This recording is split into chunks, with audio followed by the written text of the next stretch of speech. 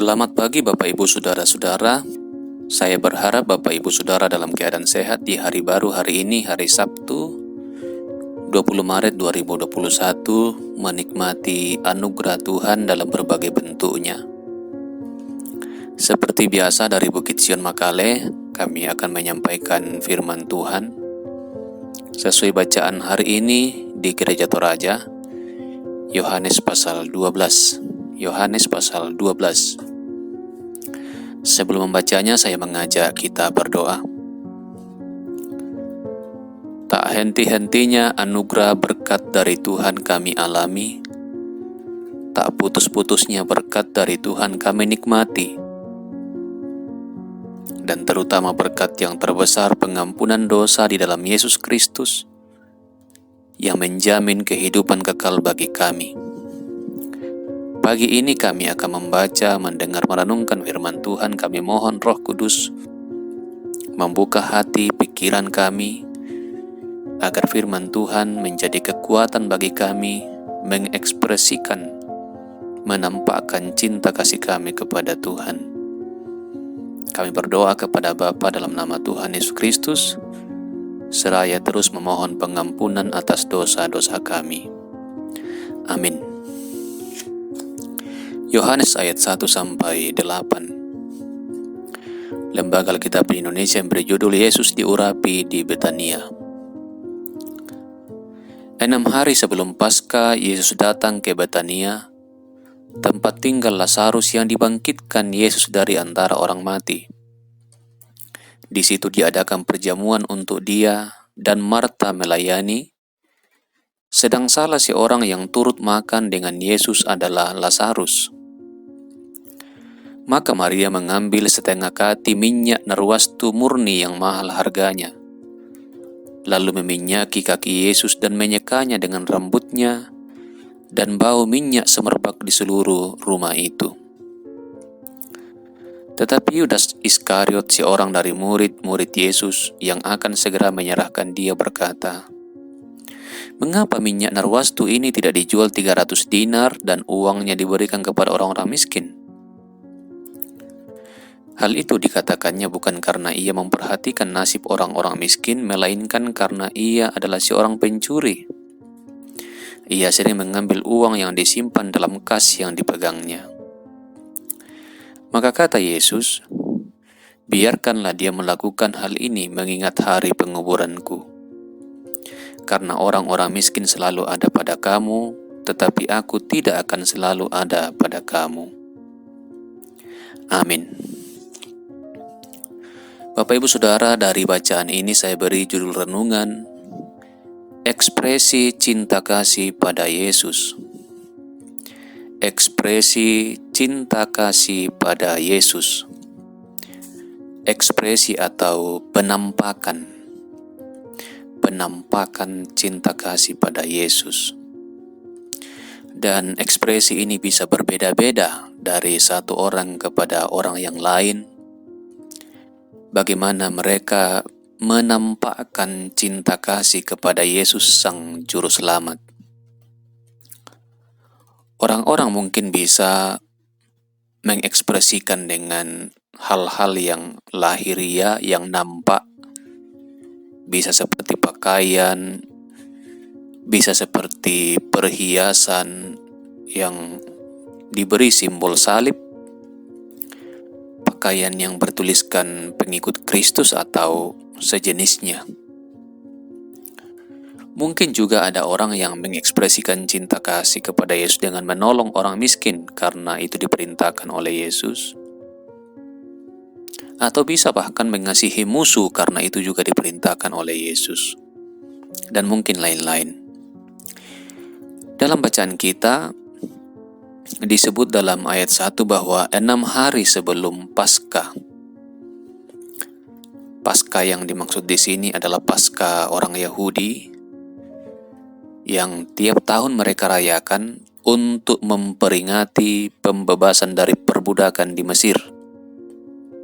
Itu Paskah orang Yahudi, dan itu juga yang dirayakan oleh Yesus, pembebasan dari perbudakan dari Mesir. Dan tentu ada kaitan dengan Paskah orang Kristen, sama-sama pembebasan. Karena di Paskah orang Kristen merayakan kebangkitan Kristus, yang satu paket dengan kematian dan kebangkitannya, untuk memperingati pembebasan dari perbudakan dosa. Jadi kalau Paskahnya orang Mesir dari perbudakan di Mesir, Paskahnya orang Yahudi, sementara Paskahnya orang Kristen dari perbudakan dosa. Nah, sekali lagi 6 hari sebelum Paskah, orang-orang memang akan datang ke Yerusalem. Dan sebelum sampai di Yerusalem, Yesus singgah di Betania. Pergi ke Betania, tempat tinggal Lazarus yang disebut juga dalam ayat 1, dibangkitkan Yesus dari orang mati. Jadi di pasal 11 atau satu pasal sebelum bacaan kita hari ini, dikisahkan, disampaikan bahwa Lazarus sudah 4 hari dikubur. Dan saudaranya Marta sendiri mengatakan kepada Yesus, pasti sudah berbau karena sudah 4 hari dikubur. Tapi oleh kuasa dan kasih Yesus, Lazarus dibangkitkan. Yesus berteriak dan Lazarus keluar dari kubur dengan berjalan, dengan masih dibungkus dengan kain kafan. Nah, Lazarus yang sudah dibangkitkan itu kini dalam bacaan kita duduk makan bersama dengan Yesus. Dan ini juga menjadi bukti bahwa Lazarus benar-benar bangkit. Lazarus benar-benar kembali ke kehidupan normal, makan bersama orang, berkumpul bersama orang, tinggal bersama saudara-saudaranya. Jadi di sini Lazarus duduk makan bersama dengan Yesus.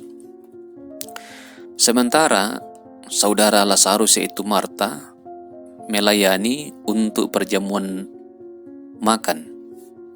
Marta melayani untuk perjamuan makan, dan ini juga salah satu ekspresi cinta kasih dari Marta kepada Yesus. Bagaimana Marta dan Maria, saudara Lazarus, menyatakan cinta kasih karena mereka mengalami kasih Yesus, dan juga secara khusus mereka melihat saudaranya yaitu Lazarus dibangkitkan oleh Yesus. Jadi Marta menyatakan ekspresi cinta kasihnya dengan jamuan makan, dia melayani di sana. Sementara Maria menyatakan ekspresi cinta kasih kepada Kristus dengan mengambil setengah liter minyak narwastu yang oleh Yudas di ayat 5 ditaksir berharga 300 dinar. 300 dinar itu hampir sama atau setara dengan gaji 1 tahun kerja.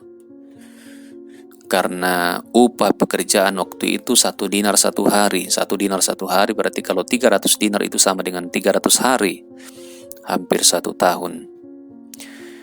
Kalau kita banding-bandingkan dengan upah kerja sekarang, misalnya di Toraja, anggaplah 100.000 1 hari, maka kalau 100.000 1 hari upah kerja itu berarti harganya sama dengan 30 juta.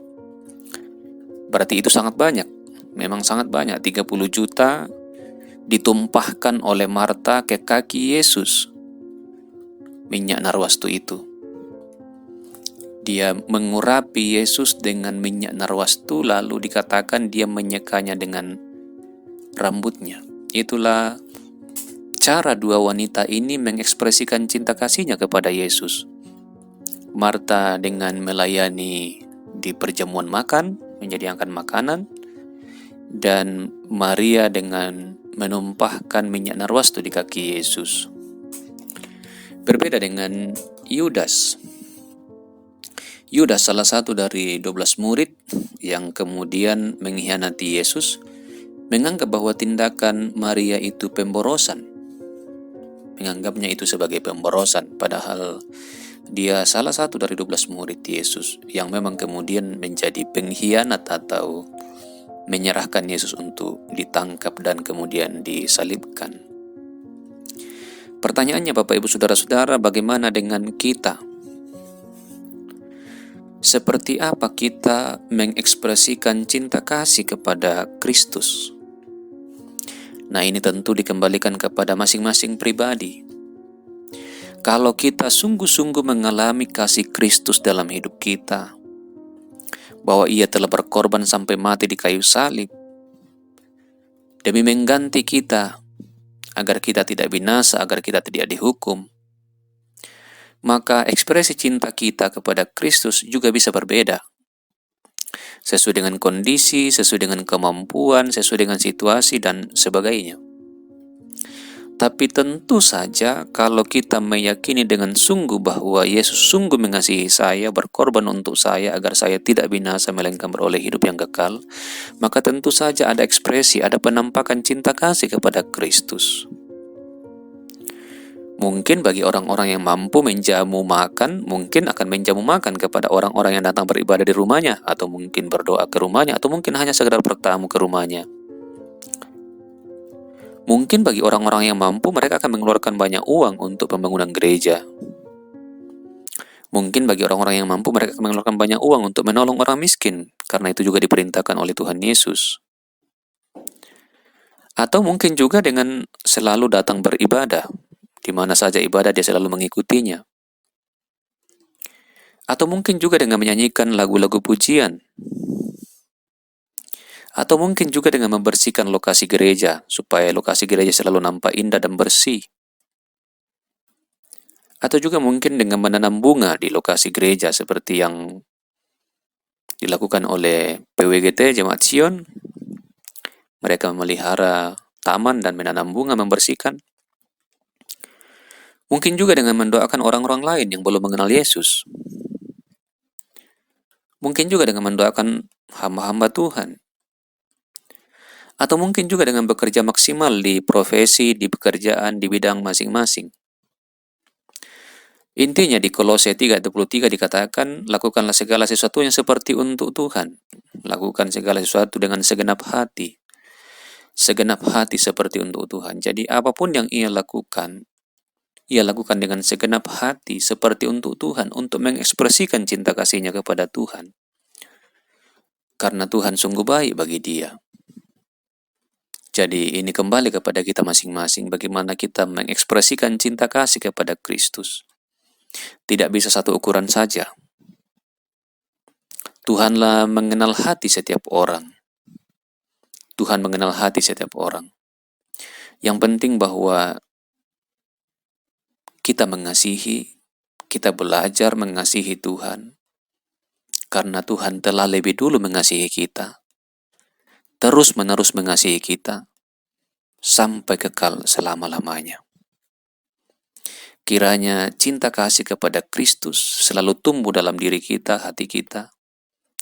Juga kita mencintai firman-Nya, kita cinta bersekutu dengan Dia, sering berdoa kepada Dia. Ia tidak bisa dilepaskan dari hidup kita. Karena Ialah Tuhan kita. Dialah juru selamat kita. Dialah pemberi kehidupan kekal bagi kita.